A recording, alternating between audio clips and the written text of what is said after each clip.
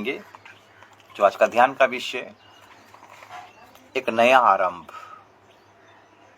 ये टॉपिक इसलिए मैं रखा, जो हारे हुए हैं, जो पूरा हार गए हैं, जो अपने जीवन में निराशा है, हताश है, मिनिस्ट्री में निराशा है, उनका मिनिस्ट्री फेल्योर हो गया है और कोई उम्मीद नहीं है, कोई चांस नहीं है, सब कुछ खत्म हो गया। अगर ये मन में आता है आपके जीवन में, लेकिन परमेश्वर एक नया उम्मीद, एक नया आरंभ आपके जीवन में करना चाहता है। आज उसी के विषय में ध्यान का विषय रहेगा और आज का वचन आप सबों के लिए जरूर आशीष का कारण बनेगा। मेरे प्रियो, प्रभु महान है, अद्भुत है और अद्भुत कार्य वो करता है। इसलिए हम देखेंगे आज का ध्यान का विषय नया आरंभ। अगर हम एक पद को निकालेंगे,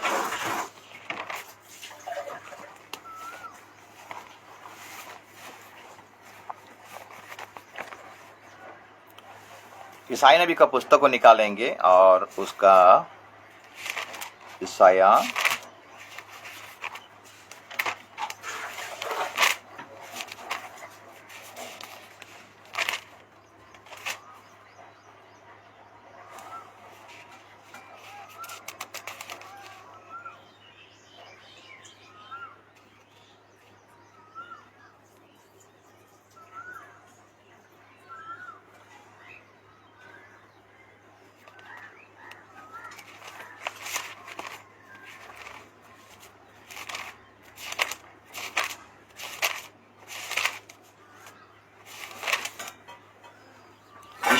40 अध्याय को हम निकालेंगे और उसका 30 और 31 पद को पढ़ाई करेंगे। ईसाया 40 और उसका 30 और 31, 31। तरुण तो थकते और श्रमित हो जाते हैं और जवान ठोकर खाकर गिरते हैं, परंतु जो यहोवा की बाट जोहते हैं वे नया बल प्राप्त करते जाएंगे। वे उकाओं के समान उड़ेंगे, वे दौड़ेंगे और श्रमित ना होंगे, चलेंगे और थकित ना होंगे। परमेश्वर इस वचन के द्वारा आपसे बातें करे। इस वचन के द्वारा प्रभु हमको आशीष और अनुग्रह करे। प्रभु हमको ज्ञान दे, बुद्धि दे, समझ खोल दे, ताकि हम वचन को सुनकर समझ पाएंगे और उसी के माध्यम में, उसी के जरिए हम आगे बढ़ने पाएंगे। यहाँ उकाओं के बारे में लिखा गया है। उकाओं के साथ एक विश्वासी को तुलना किया गया है। उकाओ एक ऐसा पक्षी है जो कि पक्षियों में एक राजा कहलाता है, जो कि आसमान में बहुत ऊंचे पहाड़ पर वो अपना डेरा बनाता है, अपना घोंसला पहाड़ चट्टानों पर बनाता है। तो मेरे प्रिय, उकाओ के जीवन से हम कुछ सीखेंगे। उकाओ वो एक ऐसा पक्षी है जो कि उसके पास कुछ गुण है, कुछ क्वालिटी है। परमेश्वर ने उसको दिया है, जब बनाया तो उसके जीवन में कुछ क्वालिटी दिया। वो क्वालिटी को आज ध्यान देंगे। उसके जीवन में जो विशेषताएं हैं, आज उसी के बारे में ध्यान करेंगे। आज उसी के द्वारा हमें बहुत सा आशीष मिलेगा। और हम देखते हैं 30 पद लिखता है, परंतु जो यहोवा की बाट जोहते हैं वे नया बल प्राप्त करते जाएंगे। वे उकाओं के समान उड़ेंगे, वे दौड़ेंगे और श्रमित ना होंगे, चलेंगे और थकित ना होंगे। उकाओं के समान। उकाओं का क्या विशेषता है, उकाओं का क्या क्वालिटी है कि परमेश्वर ने उकाओं के साथ हम विश्वासियों को तुलना किया गया है, कंपेयर किया गया है। उकाओ मेरे प्रिय, जब उकाओ बूढ़ा हो जाता है, जिसका उम्र जो बढ़ जाता है, तो धीरे धीरे क्या होता है, उसका पंख सब क्या हो जाता है, धीरे धीरे निकल जाता है। पंख रहित होता है और उसका जो चोंच रहता है वो बेंड हो जाता है, टेढ़ा हो जाता है। और वो क्या करता है, ऊपर में, सबसे ऊपर में पहाड़ की चोटी पर और चट्टान पर अपना घर को बनाता है और उसी में जाकर वो बैठे रहता है। जब उसका पंख चला जाता है और उसका चोंच भी टेढ़ा हो जाता है, उसका शरीर में कुछ भी पंख नहीं रहता है, तो वो निराशाएं हो जाता है। कोई आशा नहीं है उसके मन में, जैसा लगता है। तो हम लोगों का जीवन में भी ऐसा होता है, जब हम परिस्थितियों से, विभिन्न प्रकार परिस्थितियों से गुजरते हैं, हमारे जीवन में सब कुछ खाली हो जाता है, तो हम भी निराश हो जाते हैं, उकाव के समान। आज बहुत सारे विश्वासी, आज बहुत सारा पास्टर लोगों, आज उनका मिनिस्ट्री के लिए, विश्वास अपने परिवारों के लिए, अपने फ्यूचर के लिए बहुत चिंता में पड़े हैं और कोई उम्मीद नहीं, कोई रास्ता नहीं, सब कुछ खत्म हो गया। चर्च आने के लिए मन नहीं करता है, संगति करने के लिए मन नहीं करता है, बाइबल पढ़ने के लिए मन नहीं करता है, प्रार्थना करने के लिए मन नहीं करता है। आज ऐसा दशा में आज बहुत सारा विश्वासी और पास्टर लोग है। मैं इनको उत्साहित करना चाहता हूँ, उक्काव के समान उनके जीवन में कुछ मोमेंट, कुछ परिवर्तन आना चाहिए। उक्काव शांत नहीं बैठता है मेरे प्रिय, सब पंख चला जाता है और कोई उम्मीद नहीं है। उसका चोंच भी क्या हो जाता है, टेढ़ा हो जाता है, उसका जो वो भी टेढ़ा हो जाता है। तो मेरे प्रियो, उक्काव जो चट्टान में बैठा रहता है वो स्थिर नहीं रहता है, वो चुप नहीं बैठता है, वो धीरे धीरे क्या करता है, उसका चोंच को वो चट्टान पर घिसते रहता है, धीरे धीरे करके घिसना स्टार्ट करता है।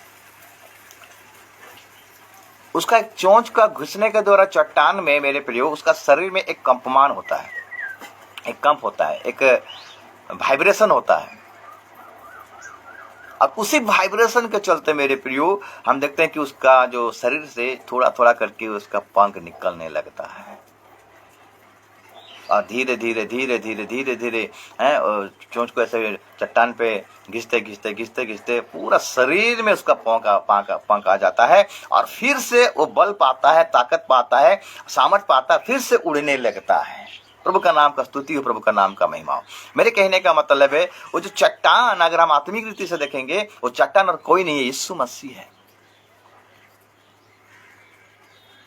अगर आपका जीवन इस उकाव के समान, उसका शरीर से पूरा पंख चला गया है लेकिन उकाव चुप नहीं बैठा, इसलिए हम भी चुप ना बैठे मेरे प्रियो। उसके वचन को पढ़ना है, उसके संगति में हमेशा बना रहना है, उसके आराधना में हमेशा बने रहना है, चर्च को कभी नेग्लेक्ट नहीं करना है, चर्च जाना है, वचन पढ़ना है और वर्शिप करना है, आराधना करना है, संगति करना है। ये चोंच चट्टान से घिसने का समान है मेरे प्रियो, ये करते जाइए, चुप मत बैठिए।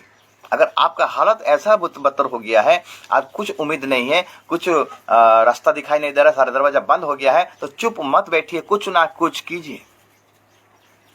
चुप बैठने से समाधान नहीं मिलेगा मेरे प्रियो। उकाब चुप नहीं बैठा, वो अपना चोंच को वो चट्टान पर रगड़ रहा था, घिस रहा था मेरे प्रियो। उसी प्रकार जैसे घिसते घिसते घिसते उसका शरीर में वाइब्रेशन हुआ, उसका शरीर में कंपन हुआ और हम देखते हैं कि धीरे धीरे उसका बाल बढ़ने लगा, उसका पंख बढ़ने लगा, उसका शरीर सारा पंख हो गया और उसको फिर से नया बल पाया, फिर ताकत पाया, फिर से वो उड़ने लगा, लंबा छलांग मारने लगा। आपका जीवन में भी ऐसा होना चाहिए मेरे प्रियो। आज बहुत सारा मसीह हो आज चुप बैठ जाते हैं, इसीलिए उनका जीवन में कोई रिजल्ट नहीं दिखता है। मेरे जीवन में समस्या आ गया, मैं गिरजा नहीं जाऊंगा, मेरे जीवन में समस्या आ गया, मैं और बाइबल नहीं पढ़ूंगा, मेरे जीवन में ये समस्या आ गया, मैं और आराधना नहीं करूंगा। मेरे प्रियो, वो चट्टान यीशु मसीह है। वो चट्टान पर डेली आप उकाव के जो उसका चोंच के समान जिस प्रकार वो रगड़ रहा था, घिस रहा था, वैसे आप वचन को पढ़िए, आराधना कीजिए, संगति में जाइए, कंटिन्यू कीजिए मेरे प्रियो। धीरे धीरे धीरे धीरे ये सामर्थ आपके जीवन में आएगा और परमेश्वर आपको उकाव के समान फिर से खड़ा करेगा, फिर से बल देगा, फिर से सामर्थ देगा और फिर से आप उड़ नहीं पाओगे। लिखता है ना, परंतु जो यहोवा के बाट जो होते हैं, यहोवा का बाट जो होने का मतलब क्या जानते हैं? चुप बैठना नहीं है।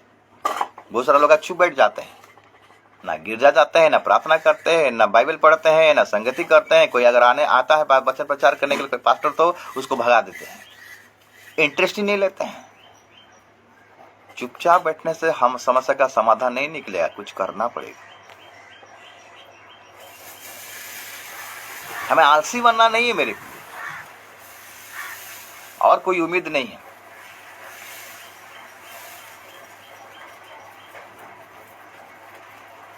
पहला कोरिन्थियों 10 का अगर 1 से लेकर 4 तक पढ़ाई करेंगे, चट्टान के बारे में लिखा गया। पहला कोरिन्थियों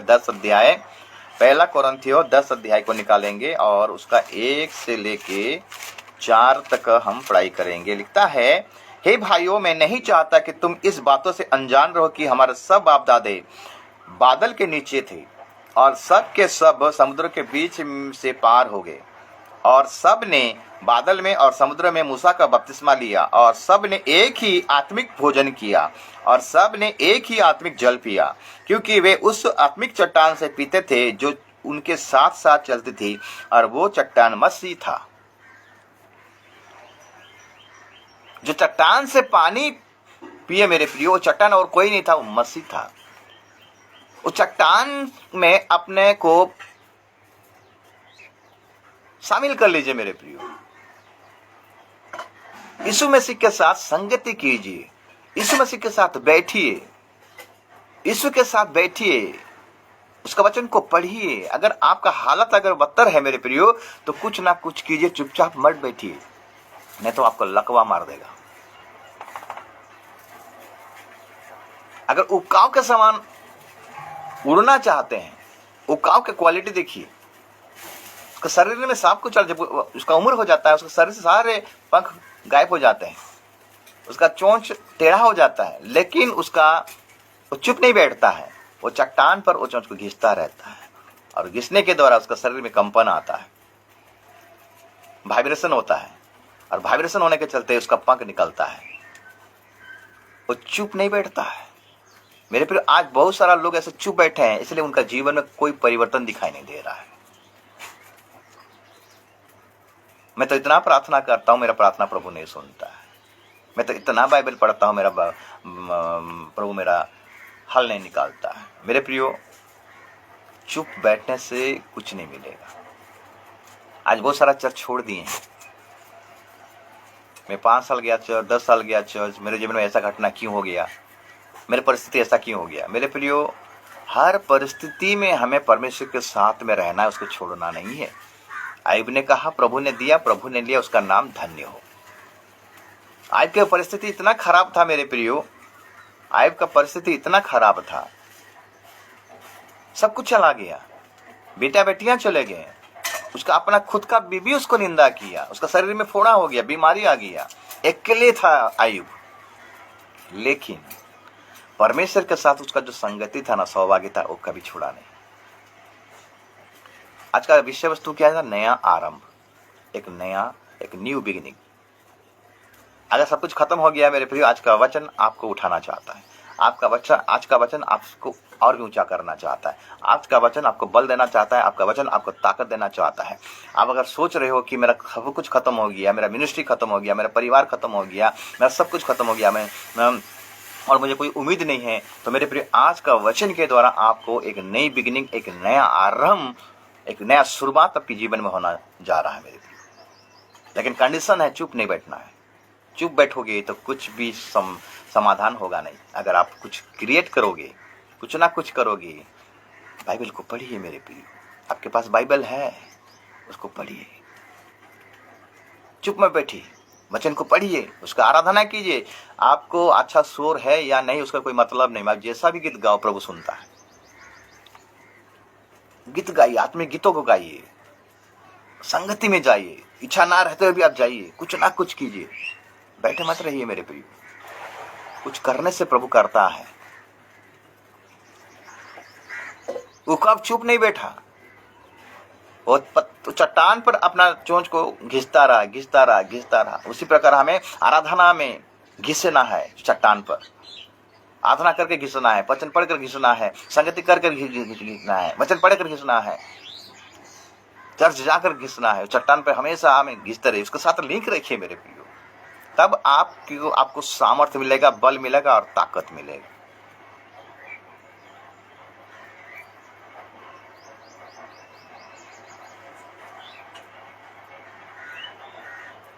तो मेरे प्रिय, दाऊद के जीवन को अगर हम देखेंगे, दाऊद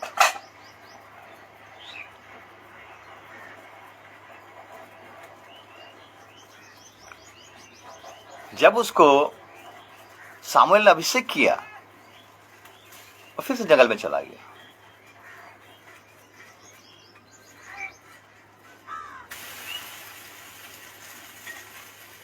और जंगल में हम देखते हैं कि भेड़ बकरियों को चरा रहा था। दाऊद ने कभी भी प्रार्थना नहीं किया, प्रभु मेरे जीवन में ये सिंह भालू को आने मत दीजिएगा। दाऊद ने ऐसा प्रार्थना नहीं किया। दाऊद का टेस्टिमनी क्या जानते हैं? जब गोलियत चिल्ला रहा था, गोलियत ललकार रहा था इस्राएल के लोगों को, सेनाओं को, तो दाऊद जब ये बात को सुना, क्या क्या साउल के पास गया। साउल ने पूछा, तो छोटा सा लड़का है, तू क्या कर सकता है? उसने कहा कि मैं जब पिता का भेड़ बकरिया को चराता था, कोई भालू कोई सिंह अगर उनको लेके जाता था तो उनके पीछे दौड़ता था, उनको पकड़ता था। अगर वो मुझ पर हावी होते तो मैं उनका मुंह को फाड़ देता था। मैंने सिंह को फाड़ा है और भालू को भी फाड़ा है। ये अनुभव है, और परमेश्वर आपको विभिन्न प्रकार का अनुभव से लेकर जाएगा, विभिन्न प्रकार परिस्थिति से लेकर जाएगा, और उसी से आपको सामर्थ भी देगा, बल भी देगा और ताकत भी देगा। क्योंकि वो यहोवा का बाट को जोहने वाला व्यक्ति था मेरे प्रियो। यहोवा का मन रूपी व्यक्ति एक था। दाऊद चुप नहीं बैठ रहा था।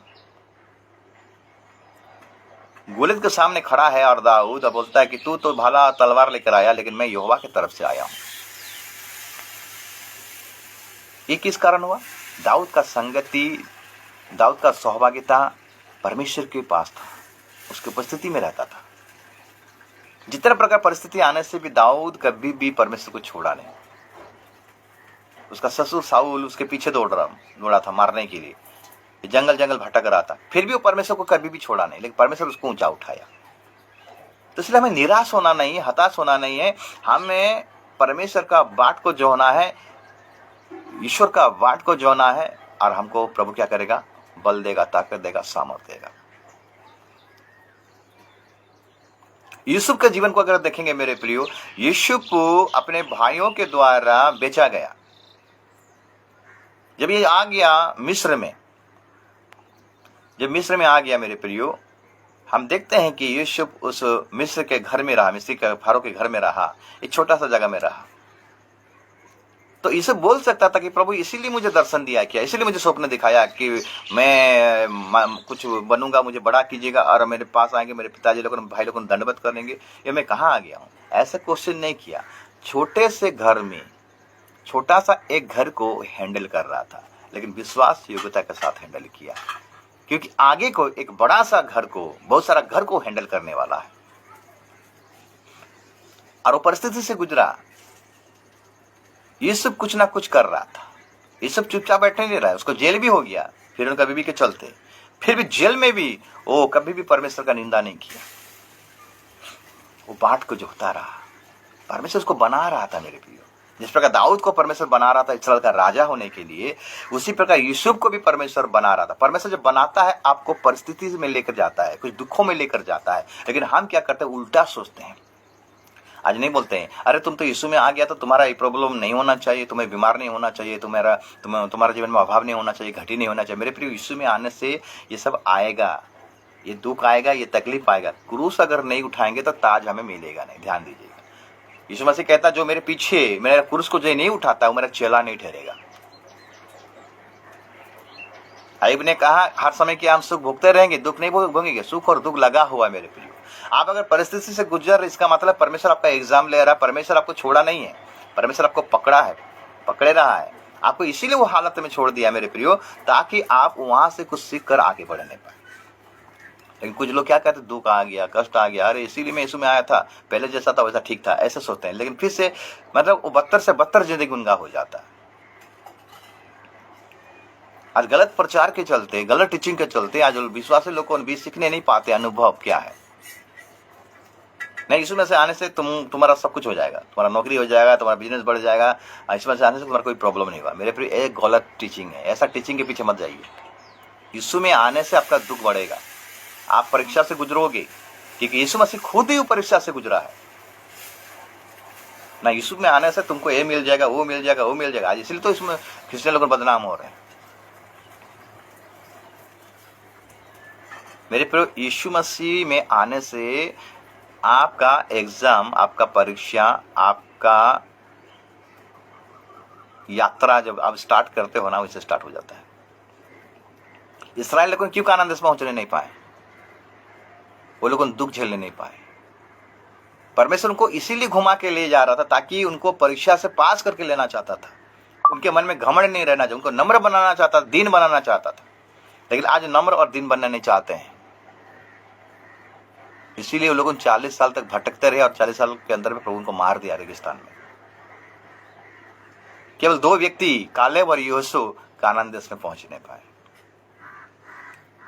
हम देखें उकाव का पक्षी का दूसरा गुण अगर देखेंगे, उकाव पक्षी क्या करता है, सूरज को देखकर उसकी ओर उड़ता है।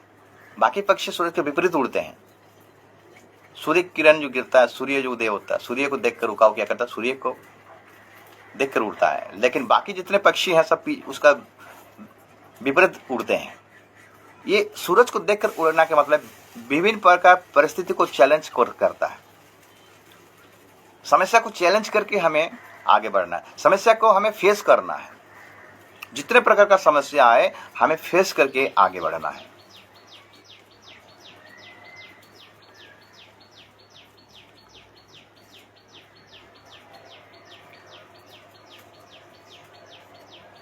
जो परिस्थिति आए, जो भी दुख आए, जो तकलीफ आए, उसको फेस करके हमें आगे बढ़ना है। वहीं पे बैठे रहना नहीं है। दाऊद फेस किया, यूसुफ फेस किया, अब्राहम फेस किया, मूसा भी फेस कर रहा था लेकिन मूसा फेल्योर हो गया। यहोशू फेस किया। रूत का जीवन को अगर देखेंगे, रूत समस्या को देखा और आगे बढ़ा। सूरज को देखने का मतलब, सूरज की तरफ उका उड़ने का मतलब क्या जानते हैं? आपको चैलेंज के साथ आगे बढ़ना है। तो रूत एक विधवा था, मोआबिन स्त्री था। 10 साल उसके पति के साथ रहा, उसका पति मर गया। अर्पा का पति भी मर गया। हम देखते कि नोएमी और एलीमेलेक और 2 बेटे, ये लोग 4 परिवार, 4 सदस्य थे। ये लोग बेथलेहम से आए थे मोआब देश में। जब बेथलेहम में अकाल पड़ा उसी समय वो लोग क्या किया कि मोआब में आ गए, क्योंकि मोआब में खाना पीना सब था। उनका गलती था, लोग परमेश्वर की उपस्थिति को छोड़कर आ गए, इसीलिए 3 जन मर गए। एलीमेलेक मर गया, 2 बेटे मर गए, खाली केवल नोएमी था विधवा। और 2 बेटे जो शादी किए थे वो भी विधवा हो गए। 3 विधवा हैं। तो सास ने कहा कि मेरे द्वार मेरे पास रहोगे तो तुम्हें कुछ हासिल नहीं होगा, तुम अपने अपने मायके चले जाओ, अपने अपने घर चले जाओ, आराम से वहां जाकर अपना शादी ब्याह करके अपना जीवन को व्यतीत करना। दोनों बहुएं रोए सास को पकड़कर, और हम देखते हैं कि अर्पा रिटर्न हो गया। अर्पा चले गई अपना ज्ञाति कुटुंब के पास, लेकिन रूत वो ही नहीं रुका। वो गया नहीं, अपने साथ में रहा। मेरे ये है उकाव, सूरज की ओर मुंह करके उड़ना। सूरज को देखकर उड़ता है, सूरज का गर्मी को देखता है, सूरज की तरफ उड़ता है। इसका मतलब है हमें समस्या को देखकर आगे बढ़ना है, समस्या को देखकर पीछे हटना नहीं, सामना करना है, दुखों को सामना करना है, कष्टों को सामना करना है। रूत ने दुखों को सामना किया, कष्टों को सामना किया, उसका साथ के साथ उसका सास को छोड़ा नहीं, क्योंकि वो परमेश्वर को जानता था। मेरे प्रियो, वो परमेश्वर के बारे में जानता था, और जो परमेश्वर को जानता है, समझता है, वो कभी पीछे नहीं हटेगा। इसलिए लिखा गया जो यहोवा के बाट जो होते हैं वो नया बल प्राप्त करते जाएंगे। हम देखें रूत को पता चला कि इसका सास के साथ पास में कुछ भी नहीं है, लेकिन वो जो सास परमेश्वर को विश्वास करता था, जो यहोवा पर भरोसा करता था, उस परमेश्वर को जानता था, वो सब कुछ कर सकता है। विधवा औरत, उसको एक चांस मिला था, अपॉर्चुनिटी मिला था लौट कर जाने के लिए, लेकिन रूत ने कहा नहीं, मैं लौट कर नहीं जाऊंगा। जो यहोवा सारी सृष्टि को बनाया है। मेरे प्रियो, रूत के साथ नोएमी, उसके साथ के साथ रूत रहा। इसका मतलब क्या? रूत चुपचाप रहा होगा, नोएमी भी चुपचाप रहा होगा। नोएमी परमेश्वर के बारे में रूत को बताया होगा कि परमेश्वर के इस प्रकार सामर्थ्य है। कौन सा मिस्टेक किए थे, इसलिए आज हमारा जीवन में ये घटना घटा। हम लोगों ने भूल किए थे, मिस्टेक किए थे, हम बेथलेहम को छोड़कर हम मोआब देश में आ गए थे। परमेश्वर के बारे में रूत को पूरा पता चला। मेरे प्रियो, जो मुझे जानता है और समझता है, इस बात पर तुम घमंड करो। यिर्मयाह अध्याय हम निकालेंगे, यिर्मयाह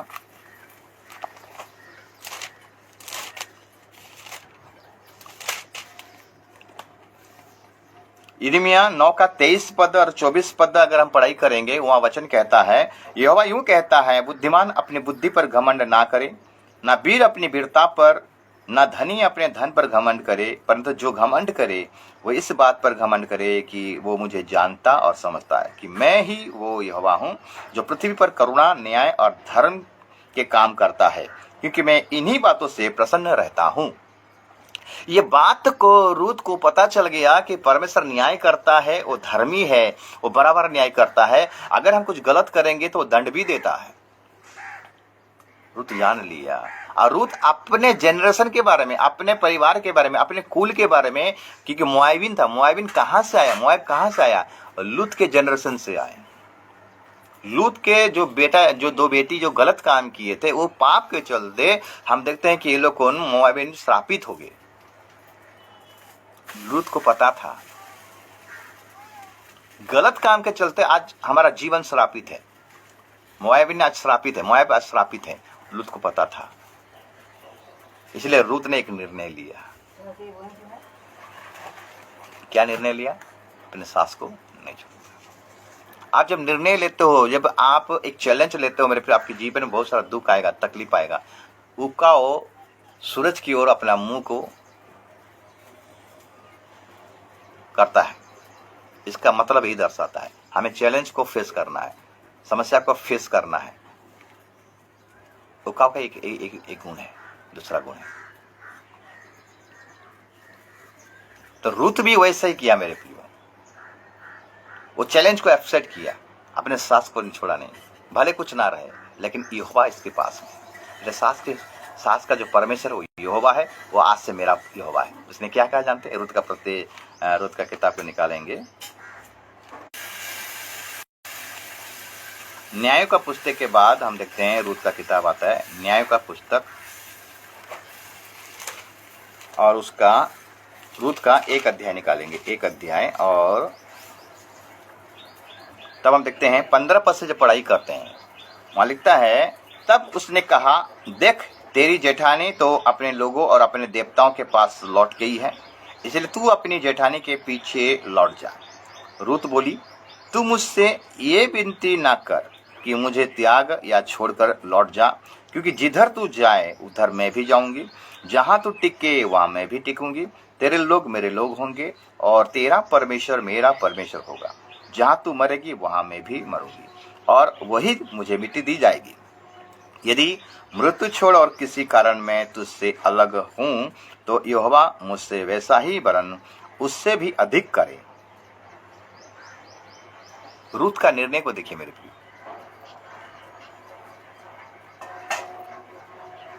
चैलेंज को एक्सेप्ट किया।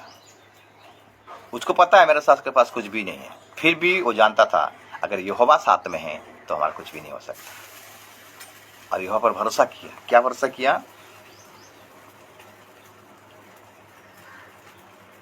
अगर 16 पद को पढ़ाई करेंगे, रूत बोली, तू मुझसे ये विनती ना कर कि मुझे त्याग या छोड़कर लौट जा, क्योंकि जिधर तू जाए उधर मैं भी जाऊं, जहां तू टिके वहां मैं भी टिकूंगी।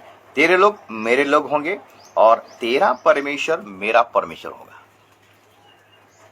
10 साल रहा, कभी भी नहीं बोला था उस परमेश्वर के बारे में, लेकिन 10 साल के बाद एक निर्णय लेता है, अपने सास को छोड़ता नहीं और बोलता है कि तेरा परमेश्वर मेरा परमेश्वर। जो परमेश्वर को जानता है, पहचानता है, इस बात हमें घमंड करना है। हम देखते हैं उसके बाद रूत का परिस्थिति कैसे बदलता है। जो यहोवा का बाट जो होते हैं वो नया बल प्राप्त करते जाते हैं। वो काव के समान वो लोग होंगे, ना थकित होंगे ना श्रमित होंगे। हम देखते हैं मेरे प्रियो, रूत बॉय से शादी होता है और उसके द्वारा हम देखते हैं कि दाऊद का जनरेशन आता है। दाऊद का दादा, नाना, उसका पिता, उसके बाद दाऊद, और दाऊद के जनरेशन से यीशु मसीह का जन्म होता है। रूत को कितना मान सम्मान इज्जत मिलता है। कारण क्या है? यहोवा का बाट को जो यहोवा का इंतजार किया, यहोवा पर भरोसा किया, वो कभी टला नहीं, कभी हिला नहीं। जितना बड़का का समस्या है, हर समस्या को फेस करके रो गया मेरे लिए। आज कलीसिया को छोड़ के आज विश्वासी चले जाते हैं, आज पीछे लौट जाते हैं। मसीह में आए थे कुछ पाने के लिए, लेकिन जब मिला नहीं, दुख मिला, तकलीफ मिला, तो यीशु को ही छोड़कर चले गए। आज बहुत सारा कलीसिया में बहुत सारा विश्वासी छोड़कर चले जा रहे हैं, पास्टर को छोड़ के चले जा रहे हैं, कलीसिया को छोड़ के चले जा रहे हैं। कारण क्या जानते हैं? कि लोग परमेश्वर को अभी तक नहीं जाने हैं, परमेश्वर को अभी तक लोग पहचान नहीं आए, वो लोग जीवन में कुछ करना ही नहीं चाहते हैं। मेरे प्रियो, एक नया आरंभ कीजिए, एक नया बिगनिंग कीजिए। अगर आपका सब कुछ खत्म हो गया है, इसका मतलब सब कुछ खत्म नहीं हो गया मेरे प्रियो, कुछ है। चुपचाप बैठना नहीं है। हम देखते हैं नबूकदनेस्सर राजा जब घमंड किया मेरे प्रियो, उसका प्रभु बहुत ब्लेसिंग किया था, बहुत आशीष किया था। उसका जब ये घमंड किया कि सारा देश को मैं जब देखता, छत के ऊपर गया और सारा देश को देखता, बेबीलोन को देखता है और बोलता है ये क्या मैंने नहीं किया? तब स्वर्गवाणी होता है, तूने घमंड किया, जंगल में चला गया। 7 साल के लिए जंगल में चला गया। लेकिन नबूकदनेस्सर राजा चुप नहीं बैठा। परिस्थिति आया उसके जीवन में, दुख आया, दंड आया, लेकिन वो चुप नहीं बैठा। वो प्रभु का आराधना किया, प्रभु का महिमा किया, प्रभु का प्रशंसा किया, और परमेश्वर ने फिर से उसको वो नया गद्दी दे दिया, वो गद्दी फिर से दे दिया, और फिर से वो राजा बना। जितने दिन तक नबूकदनेस्सर राजा जंगल में था, उसका गद्दी खाली था, दूसरा कोई उसके गद्दी में बैठने नहीं पाया मेरे प्रिय। परमेश्वर ऊंचा करता है, परमेश्वर नीचा करता है, परमेश्वर बैठाता है, परमेश्वर निकालता भी है। साउल ने गड़बड़ी किया, परमेश्वर उसको निकाल दिया और दाऊद को बैठा दिया। उसके हाथ में सब कुछ है मेरे प्रिय, लेकिन चुप नहीं बैठना है। नबूकदनेस्सर राजा चुप नहीं बैठा। हाँ, मेरे को तो दंड मिल गया है, मुझे तो दंड भोगना है, अब मैं क्या करूं? यही मेरा भाग में लिखा है, ऐसे बोलते हैं, यही मेरा भाग में लिखा। भाग्य आप निर्णय नहीं करें, भाग्य आपका परमेश्वर निर्णय करता है। नबूकदनेस्सर राजा फिर से प्रार्थना किया, रिपेंट हुआ, पश्चाताप किया, नहीं मैंने गलती किया हो प्रभु, मुझे माफ कीजिए। वो पश्चाताप किया और परमेश्वर का आराधना स्टार्ट कर दिया मेरे प्रिय। वो कंपन कर दिया, घिसना स्टार्ट कर दिया। आप भी घिसना स्टार्ट कर दीजिए, आराधना कीजिए, वचन पढ़िए, संगति कीजिए मेरे प्रियो। तब देखिएगा प्रभु आपको नया बल देगा, नया ताकत देगा, आपका हर बंद दरवाजा खोल देगा मेरे प्रियो। उकाव का तीसरा गुण, इससे हम क्या सीखते हैं? जब तूफान आता है, जब तो हवा होता है, तेज हवा होता है, तूफान होता है, तो उकाव क्या करता है? वो हवाओं का ऊपर उड़ता है। वो प्रेशर क्या करता है? उसको ऊंचा उठा देता है। आपके जीवन में जितना प्रेशर आएगा, समस्या, दुख, तकलीफ, वो आप और भी ऊंचा उठिए, उसको फेस कीजिए। वो आपको क्या करेगा? ऊंचा उठाएगा। उड़ते रहेंगे, उड़ते रहेंगे, उड़ते रहेंगे।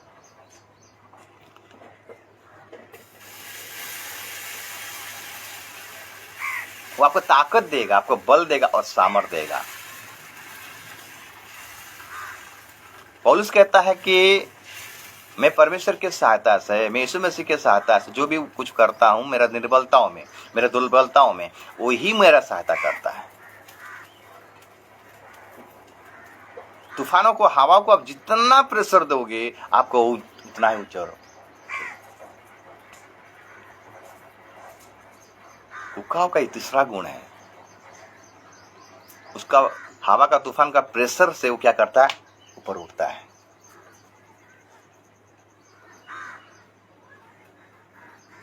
हमारे जीवन में भी ऐसा होना चाहिए मेरे। आपके जीवन में जितना भी दबाव आए, लेकिन आप उसमें बने रहिए। वो आपको क्या करेगा? उठाएगा, सामर्थ्य देगा, बल देगा और ताकत देगा।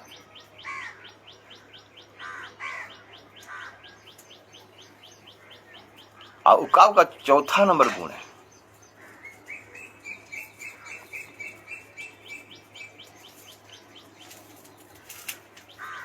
वो क्या करता है? जब अपने बच्चों को, जब बच्चा देता है उकाव, अच्छा सा एक घोंसला बनाता है। जो पहले जो सराउंडिंग बनाता है, वो कांटों से बनाता है, कांटों से, झाड़ियों से बनाता है, कांटे जैसा चुभता है। और वो क्या करता है? अपना जो पंख को क्या करता है? बीच में क्या कर देता है? दे देता है, गद्दी आ जाता है, आराम। और वहीं पर अंडा देता है और वहीं पर बच्चा पैदा करता है। जब बच्चा लोग उठते हैं, जब पैदा होते हैं, जब बच्चा लोग धीरे धीरे बढ़ते हैं, तो क्या होता है? जब उड़ने का काबिल हो जाते हैं, तो उकाव क्या करता है? अपने पंख को झाड़ता है अब झाड़ता है तो क्या होता है मेरे प्रियो, वो जो अंदर में जो रुई टाइप का जो पंख रहता है, जो गद्दी टाइप का पंख रहता है, आराम का चीज रहता है, वो क्या होता है, उड़ जाता है सब। तब बच्चों लोगों को क्या कहता है, वो जो झाड़ियाँ, जो कांटे का झाड़ियाँ रहता है, वो उनको चुभता है। उकाव नहीं चाहता कि लोग हमेशा आराम में रहें, इन लोगों को अभी उड़ना है। तो कभी कभी हमारे जीवन में भी ऐसा होता है, परमेश्वर हमको आराम से हटाकर हमें कांटों का जीवन देता है ताकि हम आगे बढ़ नहीं पाए, उड़ नहीं पाए, आगे हमारा जीवन आगे बढ़ नहीं पाए, वही जगह में टिका है। हम आराम, आज आराम में अब सब है, आज आराम ही खोजते हैं, हम संसार में चिपके ना रहें। तो उकाव क्या करता है, जब झाड़ता है तो जब सब पक उड़ जाता है तो वो जो कांटा रहता है, कांटा जो पहला जो सराउंडिंग रहता है कांटा जो घोंसला का, वो उनको चुभता है बच्चे लोगों को। तो उसको क्या करता है उकाव, वो तो सबसे ऊपर में चट्टान में घर बनाता है, घोंसला बनाता है, तो अपने बच्चों को क्या करता है, वहां से फेंकता है, गिराता है। तो बच्चे लोग टेढ़ा मेढ़ा करके उड़ नहीं पाते हैं, नीचे जब गिरने होता है तब उकाव क्या करता है, आता है और फिर से उनको अपने पंखों में उड़ाकर ऊपर उठाता है, फिर से छोड़ता है। तो ऐसा ही हमारा जीवन में होता है, परमेश्वर हमको ऐसे परिस्थिति में छोड़ देता है, हम वहां पर कुछ करने नहीं पाते, लेकिन परमेश्वर हमको सिखाता है, एक अनुभव से हमको गुजरने के लिए बोलता है। दाऊद को जिस प्रकार अनुभव से गुजरने पड़ा, तो हम सोचते हैं कि हमें परमेश्वर छोड़ दिया है, हमें परमेश्वर त्याग दिया, ऐसा नहीं है। परमेश्वर आपको सिखाता है। तो उकाव क्या करता है, बार बार उसको क्या करता है, अपने बच्चे को उठाता है फिर नीचे गिरा देता है। ओ जो छोटा उकाव रहते हैं, जो उड़ने का काबिल रहते हैं, टेढ़ा मेढ़ा करके धीरे धीरे वो टेढ़ा मेढ़ा से लोग फिर से उड़ना स्टार्ट कर देते हैं मेरे प्रिय। तो परमेश्वर भी हमें सिखाता है उड़ने के लिए, लेकिन हम सीखना ही नहीं चाहते हैं। जरा सा दुख आ जाने से बाप रे बहुत दुख आ गया, बहुत कष्ट आ गया, इतना आ गया। परिस्थिति से क्यों परमेश्वर गुजरता है, निकालता है हमको, ताकि हम उड़ना सीखें। परम पिता की हम स्तुति गाएं, वही हम बचाता है, हमें ये गाना है ना।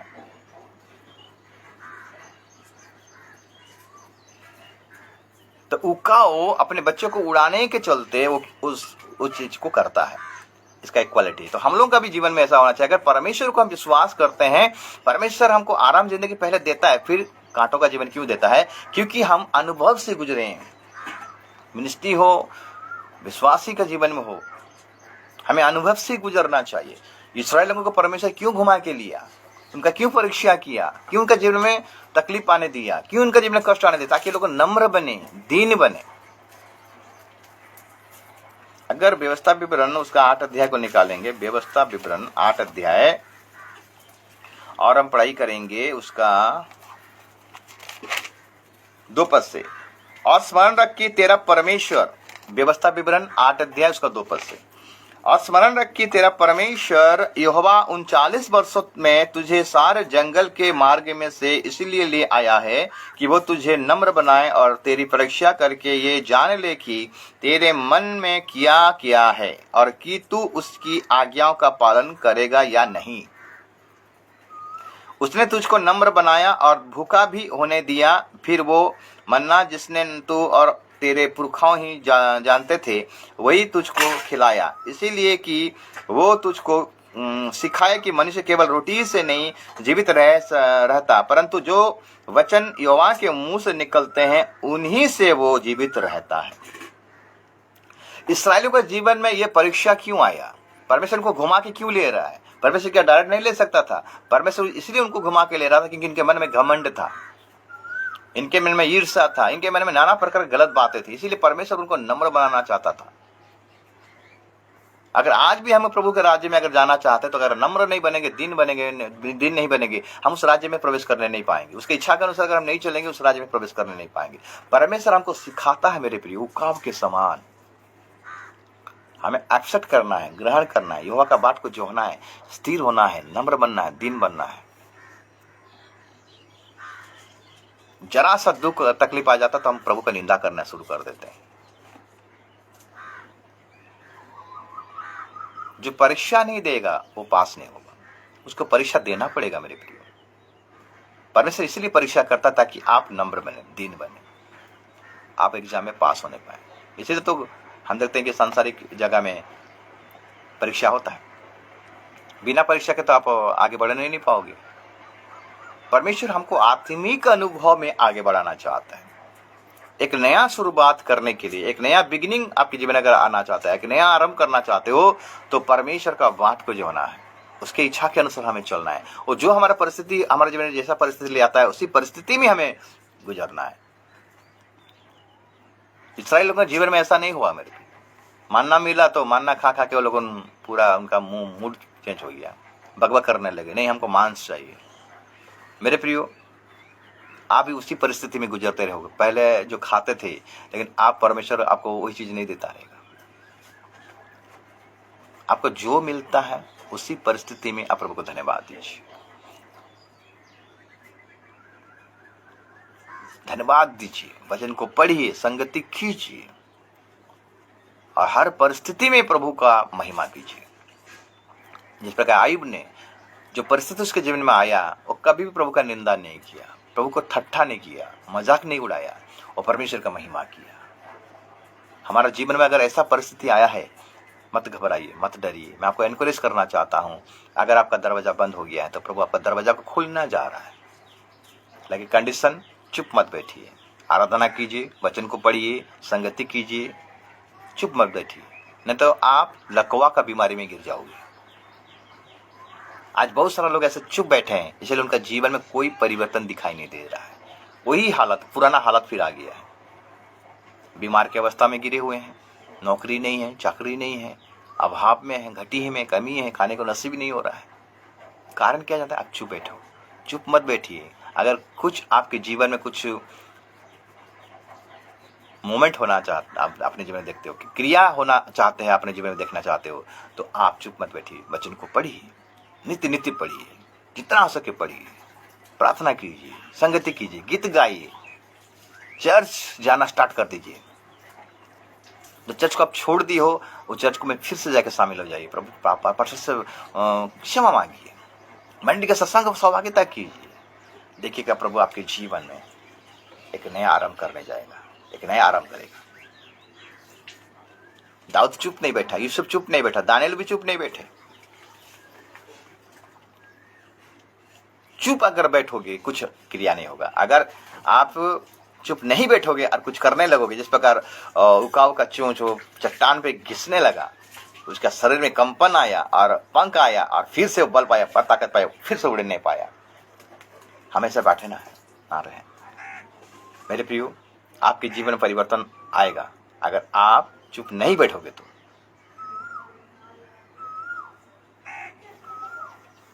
इसलिए आइए उस चट्टान में हम अपने जीवन को क्या करें? घिसें, वचन के द्वारा, प्रार्थना के द्वारा, संगति के द्वारा चट्टान में घर्षण करें मेरे प्रियो, ताकि हमारा जीवन में कंपन आएगा, सामर्थ्य आएगा, पावर आएगा, शक्ति आएगा, फिर से नया बल मिलेगा, फिर से नया ताकत मिलेगा, फिर से सामर्थ्य मिलेगा और फिर से हमें उड़ने का मौका मिलेगा। हमारा मिनिस्ट्री फिर से बढ़ेगा, हमारा परिवार फिर से आबाद होगा, हमारे बाल बच्चे फिर से आशीष पाएंगे। जो इतना परीक्षा देते हैं, इतना इंटरव्यू देते हैं, आज फेल्योर हो रहे हैं, तो चुप बैठने के कारण ये सब हो रहा है। चुप मत बैठिए मेरे प्रियो। मेरे कहने का मतलब है, आप यहोवा का महिमा कीजिए, यहोवा का प्रशंसा कीजिए, उसका तारीफ कीजिए, उसका वचन को पढ़िए। चुप मत बैठिए मेरे प्रियो। एक पक्षी जो कि वो चुप नहीं बैठता है, वो अपना चूंच को चट्टान में घर्षण करता है, घर्षण करता है, घर्षण करता है, घर्षण करते करते उसका शरीर में ऐसा सामर्थ्य आया मेरे प्रियो, उसका पंख फिर से उगने लगा और वो फिर से सामर्थ्य पाया, फिर से बल पाया। आज अगर हम चुप बैठेंगे, हमारे जीवन में कोई मोमेंट दिखाई नहीं देगा। कुछ कीजिए, चुप मत बैठिए। चर्च में अगर जाते हो तो चुप मत बैठिए, मारिए ताली, प्रभु का आराधना कीजिए, प्रभु का महिमा कीजिए, हालेलुया, प्रेज़ द लॉर्ड कीजिए। उत्साह अपने देखिए, एनकरेज कहां से? खुद का विश्वास को बढ़ाइए मेरे प्रियो, खुद का आत्मबल को बढ़ाइए, तब प्रभु आपके जीवन में मोमेंट को देगा, क्रिया को देगा। हर बंद दरवाजा खुल जाने वाला यीशु के नाम में, यही मैं भविष्यवाणी करूंगा। जब तक आप क्रिया नहीं करोगे, जब तक आप आज्ञा नहीं मानोगे, जब तक वचन में नहीं चलोगे मेरे प्रियो, आपके जीवन में कोई मोमेंट दिखाई नहीं देगा। सुनने वाले नहीं, सुनकर चलने वाले बनो कहता है। हाँ, मैं जानता हूं प्रभु ऐसा कर, ऐसा नहीं, उत्साह। हे सोने वाले मुर्दों में से हे सोने वाले मुर्दों में से जी उठ बोलता है, तब मसीह का प्रकाश तुम पर चमकेगा। प्रकाश क्या है? सामर्थ, बल, ताकत। अब सोए रहेंगे तो कुछ नहीं होगा मेरे प्रियो। आज बहुत सारा मसीह सो गए हैं, नहीं अब कुछ नहीं हो सकता। अरे होगा, अगर आप कुछ क्रिया करोगे। उकाव क्रिया किया, उकाव क्रिया किया। वो उकाव को देखते हैं को सूरज के तरफ मुंह करके उड़ता है, वो चैलेंज को अपसेट करता है, चैलेंज को फेस करता है। तूफान आने से भी वो तूफान का प्रेशर से और भी ऊंचा उड़ता है। आपके जीवन में जितना प्रकार का तूफान आए मेरे प्रियो, वचन में लिखता है कि जो चट्टान पर अपना घर को बनाता है, जितना प्रकार का मेघ आए, बारिश आए, तूफान है, वो घर को गिरा नहीं सकता। इसका मतलब क्या जानते हैं? जो चट्टान पर अपना घर को बनाता है, इसका मतलब है जो वचन पर अपना घर को बनाता है, जो वचन के अनुसार चलता है, वचन के माध्यम में चलता है, वचन को फॉलो करता है, उस पर जितना भी तूफान आए, जितना भी बाढ़ आए, आंधी आए, उस घर को हिला नहीं सकता। इसको कहते हैं ऊपर ऊंचा उठना। प्रेशराइज जब होगा हमारे जीवन में, समस्या आएगा, हम समस्या के ऊपर रहेंगे, नीचे नहीं रहेंगे। इसलिए चुप मत बैठिए। अगर ये मैसेज आप सुन रहे हैं मेरे प्रियो, ये मैसेज आपका जीवन को बदल सकता है। मैं आपको एनकरेज करता हूं, उत्साहित करता हूं। प्रभु आपके साथ में है, प्रभु आपको छोड़ेगा नहीं, कभी त्यागेगा नहीं। उसने वादा किया, मैं तुम्हें कभी छोड़ूंगा नहीं, कभी त्यागूंगा नहीं। लेकिन आपका काम है, उत्साहित हो जाइए, कुछ मोमेंट कीजिए, कुछ क्रिया कीजिए। आपका हस्बैंड को नौकरी नहीं मिल रहा है, आपका शादी नहीं हो रहा है, आपका बाल बच्चे की बात नहीं मान रहे, चुप मत बैठिए, प्रभु का आराधना कीजिए, वचन को पढ़िए, संगति में जाइए। जो चर्च को आप छोड़ दिए, 10 साल हो गया, 5 साल हो गया, वो मुंह भी नहीं देख रहे हैं, वो चर्च में फिर जाइए। कोई फांसी नहीं लगा देगा आपको। लज्जा मत कीजिए, शर्म मत कीजिए, क्योंकि आप प्रभु का आराधना करते हो, राजाओं का राजा का आराधना करते हो, परमेश्वर का आराधना कर रहे हो, जो कि हमारा उद्धार करता है, मुक्ति देता है। उसके पास सारे समस्या का समाधान है और किसी के पास नहीं है। संकट के समय में अति सहज से मिलने वाला सहायक है मेरे प्रियो। खाली याद करोगे पूरे मन से, पूरे दिल से, वो आपका हर बातों को मानने के लिए तैयार है। इसलिए आइए हम उस परमेश्वर के पास आए, कुछ क्रिया करें, उसके साथ हम घर्षण करें, और चट्टान पर हम घिसते रहें, आराधना करते रहें, वचन को पढ़ते रहें, संगति में जाते रहें। ये घिसना दर्शा, ये जब घिसना स्टार्ट कर दोगे, आपके शरीर में वह सामर्थ्य आएगा मेरे प्रियो। आपका दुर्बल शरीर को प्रभु सामर्थ्य में कन्वर्ट कर देगा, और आप नया बल, नया ताकत, नया सामर्थ्य पाओगे। और आपको प्रभु उड़ाना चाहता है, आपको उड़ाना चाहता है, आपको ऊंचा उठाना चाहता है, आपको आशीष देना चाहता है, आपको चंगा करना चाहता है, आपका मिनिस्ट्री को बढ़ाना चाहता है, आपका परिवार को बढ़ाना चाहता है, आपका बाल बच्चों को भी बढ़ाना चाहता है, हर कामों को आपके जीवन में सफल करना चाहता है। इसलिए ना यीशु को कहा, जो व्यवस्था मैंने मूसा को दिया था, वो व्यवस्था मैं तुम्हें भी दिया हूं। उस व्यवस्था को ध्यान करना, वो व्यवस्था को पढ़ना, अपने चित्त में लगे कर रखना, ना दाएं मुड़ना ना बाएं मुड़ना, उसमें जो कुछ लिखा गया उसी के अनुसार करना। तो जहां भी जाएगा तो सफलता को पाओगे। अगर परमेश्वर का वचन हमारा जीवन में है मेरे प्रियो, तो हमें किससे डरना है? यह हमें ताकत देता है, बल देता है, सामर्थ देता है। आइए उस उकाव के समान हम अपने जीवन को करें, निराश ना बैठें, चुप ना बैठें, अपने मुंह को खोलिए, प्रार्थना कीजिए, आराधना कीजिए, वचन को पढ़िए। देखिएगा प्रभु आपके जीवन में हर प्रकार का कार्य को सफल करेगा। मैं आशा करता हूं आज का वचन आप सबों के लिए जरूर आशीष का कारण बना होगा। जितने भी ऑनलाइन आप देख रहे हो, आप सभी को प्रभु आशीष करे, ब्लेस करे, अनुग्रह करे, दया करे, कृपा करे, आपका हर समस्या को प्रभु दूर करे। यही मैं दुआ करता हूं यीशु के नाम में, आमीन।